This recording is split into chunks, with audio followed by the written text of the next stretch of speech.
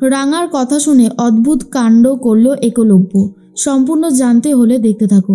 গল্পে শুরুতেই দেখা যায় যে কোনোভাবেই আর রাঙা এই বাড়িতে থাকতে চায় না।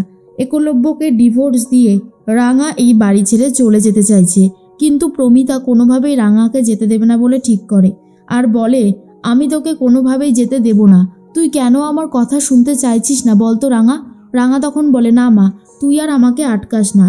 এই বাড়িতে থাকাটা আমার পক্ষে সম্ভব নয়। যা হবার তা তো হয়েই গেছে। উড়ানবাবুর সাথে আমার কোনোভাবেই ম্যাচ করে না। উড়ানবাবু তো ভালোবাসে আহিরি দিদিকে, তাহলে আমি কেন ওদের দুজনের মাঝখানে থাকবো? আমি উড়ানবাবুকে ডিভোর্স দিয়ে এখান থেকে অনেক দূরে চলে যাব, যাতে আমার সাথে আর কোনোভাবেই উড়ানবাবুর কোনো সম্পর্ক না থাকে। এর মধ্যেই কথা বলতে থাকে বৃন্দা। বৃন্দা উৎপল আর সুব্রতর সাথে কথা বলছে। তখনই উৎপল বলে, আমি একটা কথা কিছুতেই বুঝতে পারছি না যে ওই রাঙাকে তুমি কি করে শেষ করবে। বৃন্দা বলে, আমার সব প্ল্যান হয়ে গেছে।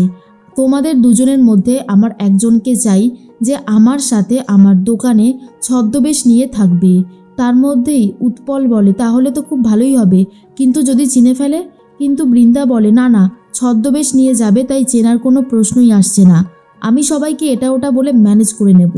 আমি আমার লাইফে কোনো দিন এইরকমভাবে অপদস্থ হইনি যেরকমটা রাঙা করেছে, তাই ওর প্রতি একটা রাগ তো আমার আছেই, আর সেই রাগ মেটাতে হলে ওকে আগে পথ থেকে সরাতে হবে।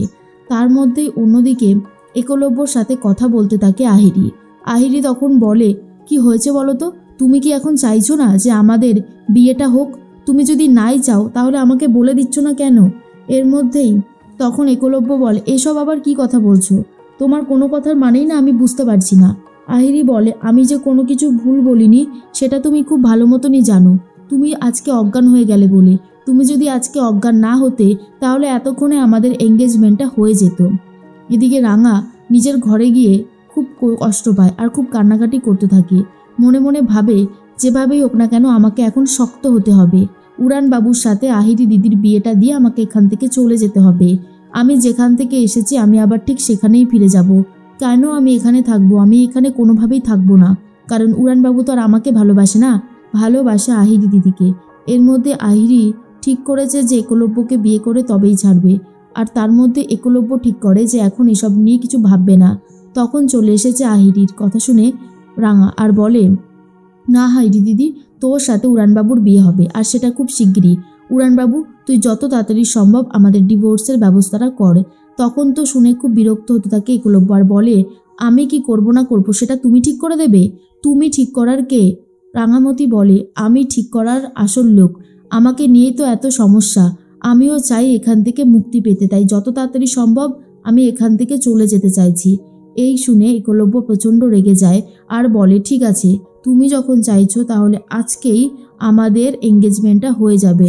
আর তার মধ্যেই আহিরি তখন বলে, তাহলে চলো, নিচে সবাই আমাদের জন্য ওয়েট করছে, আমরা আজকেই এই আংটি বদলটা সেরে নিই। আর ঠিক তখনই রাঙামতির কথা শুনে একলব্য নিচে গিয়ে ঠিক করেছে সবার সামনে এঙ্গেজমেন্টটা করবে। তখন প্রমিতা বলে, নবারুণ, ওকে বারণ করো, ও যেন এসব না করে। কিন্তু একলব্য বলে, না মা, আমাকে আটকিও না। রাঙামতি যখন নিজে থেকে এই সিদ্ধান্ত নিয়েছে তখন আমি এই সিদ্ধান্ত মেনে নিচ্ছি। এরপর সবার সামনেই আহিরিকে আংটি পরিয়ে দেয় আর আহিরিও আংটি পরিয়ে দেয় একলব্যকে, যা দেখার পরে রাঙামতির চোখ থেকে জল পড়তে থাকে। আর এটা দেখার পরে প্রমিতারও খুব খারাপ লাগে।